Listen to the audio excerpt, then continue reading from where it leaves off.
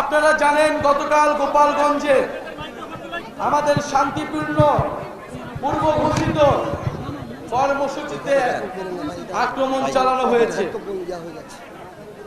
গোপালগঞ্জে এখনো ফ্যাসিস্টরা তাদের আশ্রয় কেন্দ্র হিসেবে গড়ে তুলেছে গোপালগঞ্জকে। বলেছি গোপালগঞ্জের মানুষকে, গোপালগঞ্জের সাধারণ জনগণকে আমরা মুজিববাদ থেকে মুক্ত করব।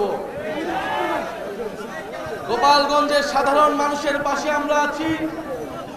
আমরা আহ্বান জানাতে চাই সরকারের কাছে, গোপালগঞ্জের কোনো একজন সাধারণ মানুষকে যাতে হেনস্থা না করা হয়, কিন্তু ফ্যাসিস্ট সন্ত্রাসী প্রত্যেককে ধরে ধরে গ্রেফতার করতে হবে।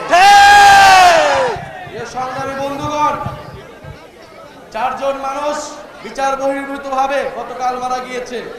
আর যারা রিফাইন্ড আওয়ামী লীগ বাংলাদেশে প্রতিষ্ঠা করতে চায়, আমরা এখনো সময় দিচ্ছি।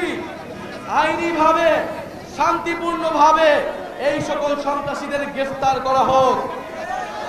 আর না হলে আমরা অবিলম্বে গোপালগঞ্জে এবার মার্চ করব, এবং এবার কিন্তু আমরা ফিরে আসার জন্য মার্চ করব না।